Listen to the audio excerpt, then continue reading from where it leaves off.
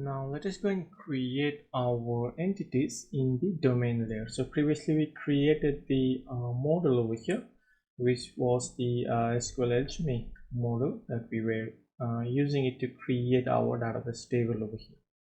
But for us to make use in our application layer, which later we'll be using it as in our use case or our business logic, once we are implementing it, we don't want to import this particular the country model, which requires the SQLAlchemy. And for our use cases, we will be using an entity from our domain layer, right? So as I have mentioned previously, in the application layer, it should be a clean, right? It should not import any of the framework like the SQLAlchemy that we are using over here. Should not be imported to the application layer. We should keep it as clean as possible. So for that use case, we will be creating our entity over here, and let's go and create the let's give a name over here. Maybe we can give country underscore the entity, entity.py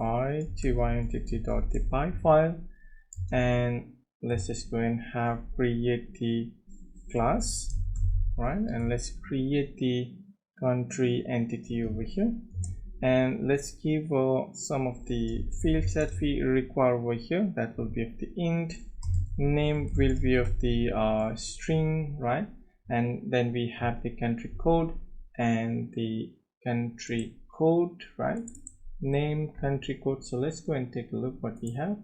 So ID, name, country code, and then the currency code. That is what we require over here. Country code and then the currency code. And I guess we don't require the created add and updated add, but if we require, we can just pass it over here.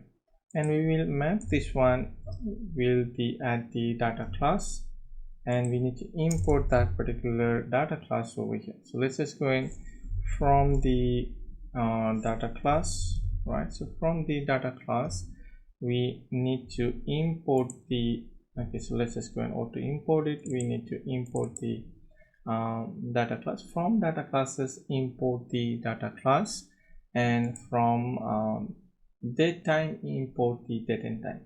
These are the imports that we are using from the Python itself. We are not importing it from any of the third packages, and data class comes itself with the Python. So this is purely related to the Python, and it doesn't have any dependency to our external packages over here. So now we have the data class that later we will map it with our model. So in case in our use cases, we don't have to directly import this particular country model, which is the SQLAlchemy model over here, or the ORM model, what we can call it. And once we have the data class over here, next thing that we have to do is we need to create the mapper. So mapper will be the one that will map our ORM model, which is the SQLAlchemy over here. We need to map this particular model back to the entity once we are receiving it from our SQL database, right? So once we want to pass it to the application layer, we need to map it to our country entity that we have created over here. So for that, we require a mapper over here.